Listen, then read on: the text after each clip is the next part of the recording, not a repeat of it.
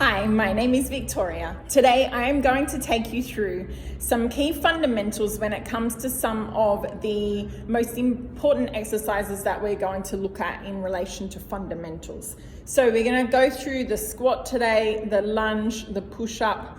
We're going to go through a number of different exercises. I'm going to break those down for you and explain to you what is required in each of those to be able to perform those movements well. So this is definitely crucial when it comes to loading any of the movements. So if you're looking at going from body weight and then adding weight to that movement, a squat for example, you'll be looking at doing a body weight squat first. If you're able to do that, then that can then progress to a kettlebell, for example, with a squat with a kettlebell towards the squat rack and so forth. So before you put any sort of load on any exercise, you want to make sure that you can complete that movement without the weight. And to be able to do that, we need to work on the technique and the form. So I'm going to take you through some of those things today. We're going to start with the squat. So the first thing with the squat, what we want to make sure is your feet are hip width apart. Now with this, it's different for everybody. So some people might like a wider stance or a narrower stance, and this is all dependent upon your hip shape. So, but generally we're looking at about hip width apart. When we come here, we want to make sure we're able to hinge from the hip. Now what I mean by that is the crease here is where we are going to hinge from. So we want to be able to, instead of squatting down where the chest is going to fall forward, we want to maintain that chest in an upright position. The way we can do that is by keeping those shoulder blades back. So thinking to bring your shoulders back and down. So bring those shoulder blades back and down is a great way to keep that chest open, keep a nice proud chest. Also, be conscious of where your chin is. You want to keep your chin up, eyes up. If you drop your chin and look towards the ground, then your chest will tend to follow in that direction. So we want to keep our eyes up, keep our chest and our posture nice and proud. As we're coming down into the squat, we want to first hinge through the hips. Now for this, we want to be able to keep our knees in a soft position, but we're bending more so through the hips. So our hips are coming back as we're coming down, and then our knees start to come down and we're coming down into this position. So you can have your arms straight out in front and then back up. So you want to hinge at the hips first. So you'll see my arms are straight beside my side. So you can see the direction here. So you're going to hinge and break at the hips first, coming down and back up.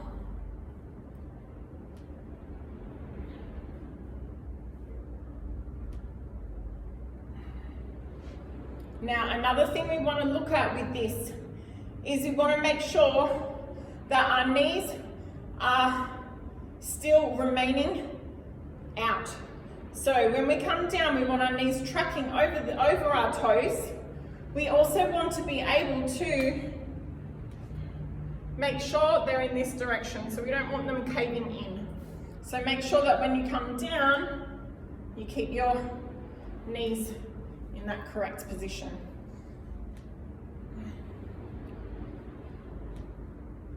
Another thing we want to look for is with our foot position, we want to be able to maintain, and this also helps keep the knees traveling in the right direction.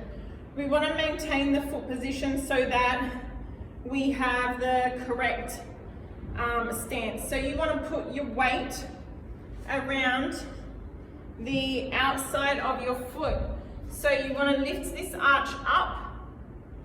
If you can see me there, you want to lift your arch up, clamping your toes and all around the edge of the outside of your foot and your heels. So this part then is going to lift up, which is going to assist in keeping the knee in the correct position as you're mastering that movement, which is really, really important.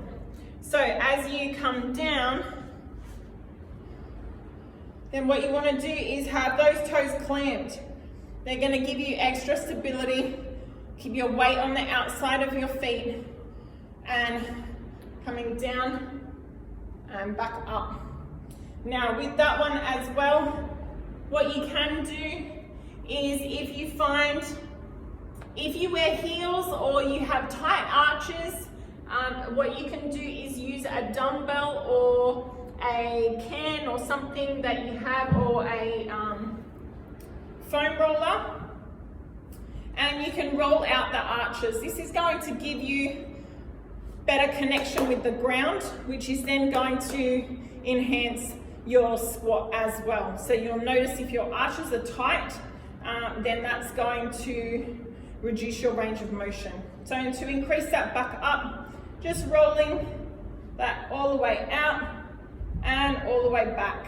Now you can do this on the middle of your foot, and then I like to go to the outside of my foot and then to the inside of your foot. So there's a number of different ways that you can do that one. You want to try and do each angle that I just mentioned. Once you've done that, do that about 6 times, just to really release any tension in that arch. And then once you've done that, you'll notice that this one is a lot more relaxed than this one. So then you can come to do the other one as well.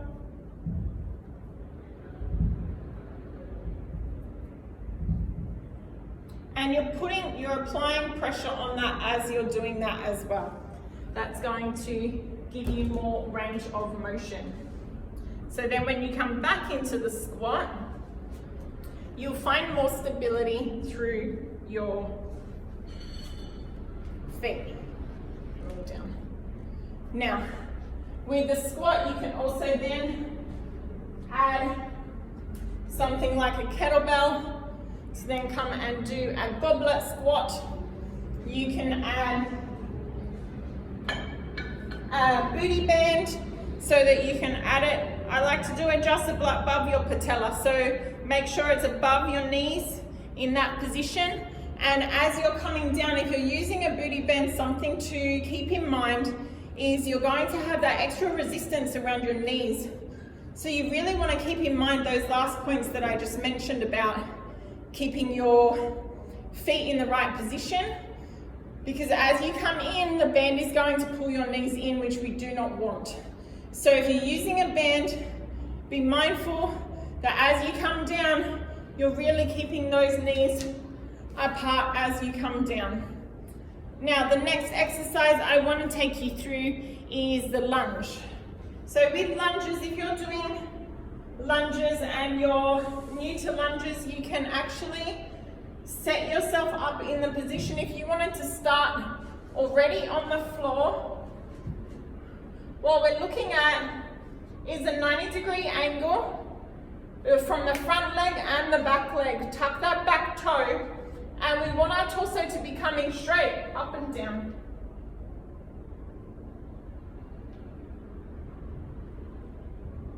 So if you find it difficult to set up the lunge, then that is a way that you can do it. You can do it straight, starting from the floor and then increasing from there.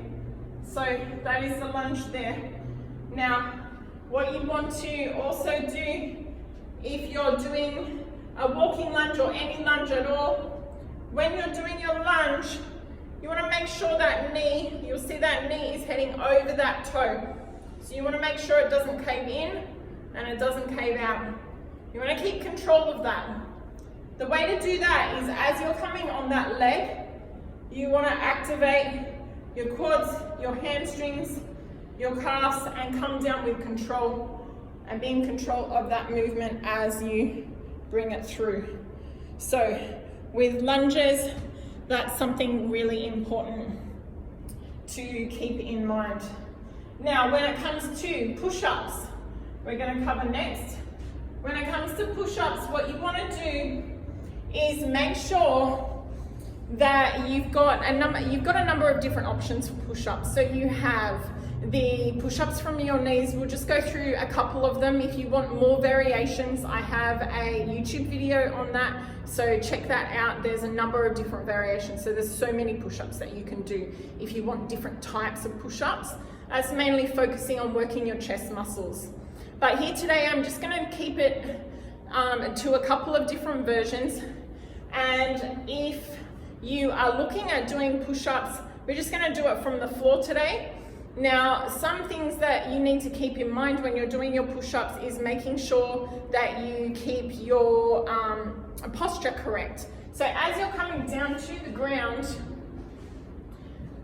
what you want to do is, if you're coming from your toes, you're coming down to the ground, you want your chest to touch the ground before your hips. And then you can lower your knees to then come back up if you need to, or you can just do them without lowering your knees. Now, something that you want to keep in mind here is, I see quite a lot when people come down towards the ground, then they lead with their head. So our head can be quite heavy on its own. So what we want to do is make sure as we're coming towards the ground in our push-up, we tuck our chin back and in. So we want to keep a neutral spine and keep in mind that the neck is an extension of your spine. So you want to try and keep that in line. A great way to be able to determine that is if you've got something that you can, measure with, you'll be able to keep that line nice and straight. So a good way to be able to, so if you set it up that way, you could actually do the push-up with that on you if you've got something light, but you can even set it up beforehand just to make sure that you have an idea of where that positioning is. You really need to keep that head back as you're coming down. So when you're coming down, instead of coming, you want to make sure that your head comes back. And as you're coming down, your head is not leading the movement. Really, really important. Okay, so that is our chest for our push-ups. And another thing you want to do is really open up the chest and have a really wide posture. Now, continuing on from that, we're going to discuss next our tricep dips, which are going to be able to maximize opening up the chest, working on your triceps, and making sure that you're coming down in a controlled position. So I also have another YouTube video on this, so if you want some more detail, head on over and check that out.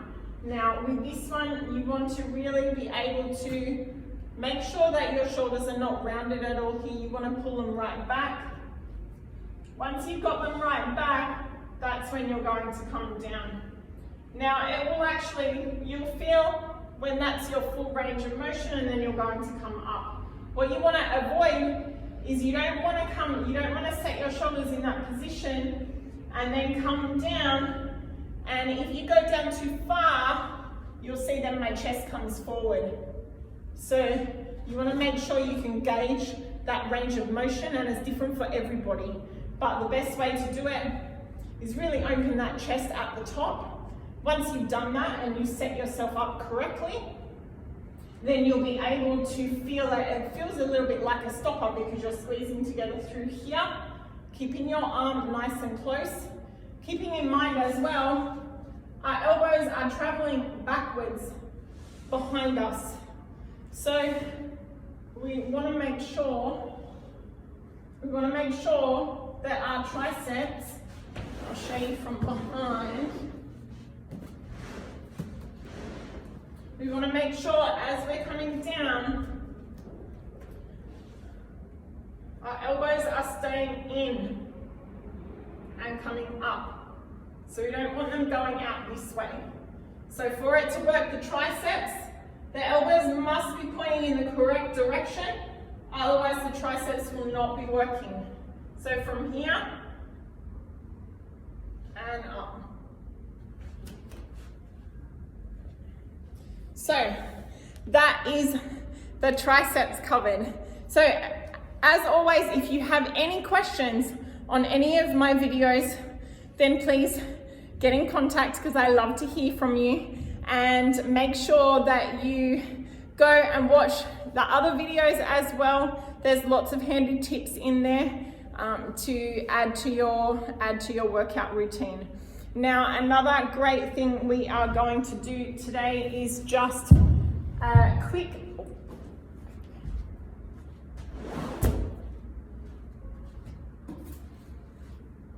foam roll.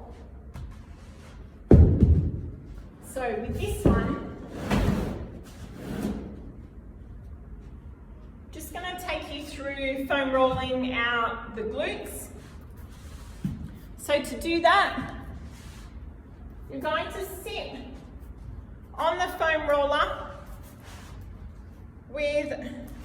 so you want to come to the top of the glute and the bottom of the glute. So we're going to go from the bottom of the glute and roll all the way to the top and then back to the bottom. So sitting on there, one leg comes out, put that foot on an angle. We're lifting this glute up and leaving that glute on the foam roller.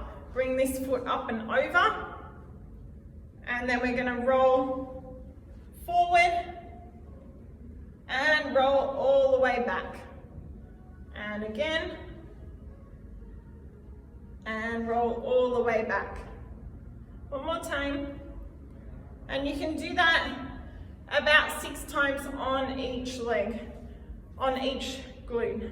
So that is our video for today, and I can't wait to see you in the next video. So head on over to the push-up variation video, and I will see you there in just a moment. Have a great day.